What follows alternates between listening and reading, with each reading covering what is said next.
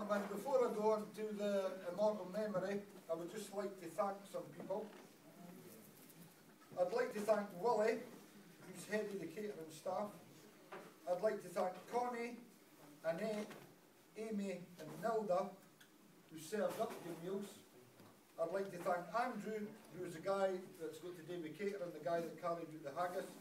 I'd also like to thank Ali and Gillian, who are about to get even busier shortly because they are the bar staff for tonight.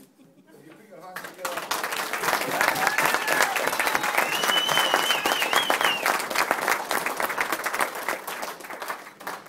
Also, before I start the immortal memory, one of my mates in here, Dod Gaff, you'd have to excuse him if he's taking notes. The only reason he's taking notes is because he's copying my jokes up on Facebook. Because his jokes are absolutely useless. Here. Notice you were walking right up. The golden boots are well tarnished. I told you I'd give you a mention, Don. Anyway, before I start, I was rather thinking that we're here in the hospital grounds in the Regmore Recreation Hall tonight. Because it actually reminds me of an incident a couple of weeks ago where I was actually given a tour of the hospital. And just as I was finishing my visit, I was going round the ward, so the doctor shows me into the ward. So he goes into the ward and there's this guy, fair foiler on his son's face. Great chieftain of the pudding race. I wouldn't have all you take your place, Payne's Treasure Fair. For a wheeler you were wheeler race as long there. Thinks nothing there. So I goes to the next bed. Some he meat and can't eat, and some he eat and want it. But we he meat and we can eat. And say the Lord, we thank it. What's this a bit like? So I goes to the next bed. I actually have to look at the table because I didn't ken this bit. So the third guy's sitting in his bed and I says, oh, wee sleepy cow and timorous beastie. What's the panic in my beastie? Thou made me thought we a waste of history with bicker and brattle.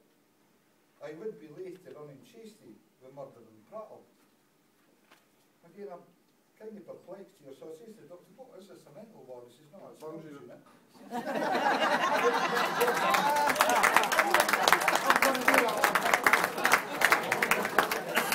That was in my speech, so that's one part of you. Anyway, can you hear me up the back? Toast, can you hear me? Toast, can you hear me? I have to shout louder. Ladies and gentlemen, you're missing nothing. Tonight, I've been given the task of speaking on the subject of poetry and of Scotland's famous sunny-such, Rabbie Burns. I have to add here a subject I must add had as much knowledge as I do about the sexual foreplay of a Rhodesian rhino. I've actually spent many hours over the last month or so reading up and wanting to do justice and pay respect to a man who on St Andrew's Day 2009 was officially announced as the greatest Scot of all time, narrowly defeating William Wallace, the Scotland patriot and independent campaigner. Thankfully Mel Gibson never got a mention. Now, those that know me, seriousness has actually never been a forte of mine. And rather than bore you with that seriousness, I thought I'd take a more light-hearted approach to the life and times of a man who lived life much in the same way. Now, I'm actually just looking around this audience tonight, and I'd be quite unsure as to how you would know how an immortal memory went. So what I've done, I've broke it up to his birth, to his death. That was actually a joke.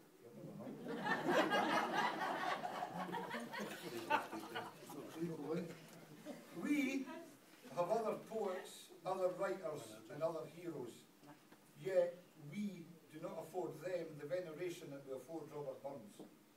We celebrate his birth, we do not mark his death. On the 25th of January each year, and for many days before it, and as we are after it, there is not an hour in the day or night when a Burns supper is not taking place somewhere on this earth. There is no other institution in man which that can be said. The English of Shakespeare, the Irish of Joyce, the Americans of Longfellow, the Italians of Dante, and the Germans of Goethe. Every one of them an internationally known and respected figure, but none of them paid the homage that is paid to Robert Burns even in their own country. There is no Institute of Shakespeare, there's not a Joyce junket, a Longfellow lunch, a Dante dinner, and not even a Gothic guzzle. There is no international acclaim of any of these writers, great though they may be, but yet Burns is universally acclaimed. Hugh MacDiarmid, himself a Scottish poet, said, "Mere nonsense has been uttered in the name of Robert Burns than honours barring liberty and Christ." During his life, Rabbie was a humorist, a satirist, a storyteller, a lover, a socialist, nationalist, and a philosopher. He could be romantic, charming and funny, sarcastic and had a devastating wit. Hypocrisy and the pompous were often targets. His life and works can still be seen as a series of contradictions, some of which are easy to understand, others less so, because times were so different then. I, as I'm sure many of us here, have great difficulty in understanding his works, written in what to many looks like a foreign language, when it is in fact the language of the time in Scotland, and in the main it was spoken by the peasants of that time. Rabbie Burns, one of these peasants. Of the contradictions in the man, at times he was a lover and at others he was a lecher. At times he was a romantic and others he was a realist. He was a nationalist and at times he was an internationalist. He was at times a radical and at other times a reactionary. Were Burns to be alive today, the media would have a great time taking him to task over these contradictions. Admittedly, the man had his faults, but there is so much that is wonderful in his works. Burns is pilloried, whilst other great figures are revered for the work they left us. We Scots, and those like us, who celebrate his life, think only of the man's genius.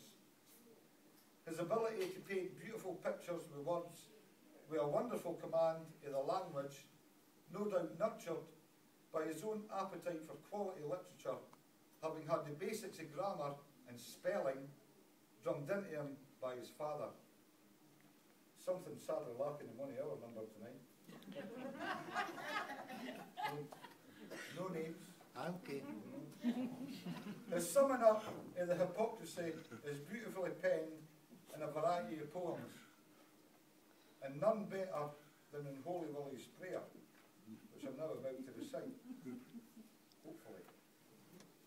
O thou, who in the heavens dost dwell, who as it pleases best thyself, send yin to heaven and yin to hell for all thy glory, and no for any good or ill they've done afore thee.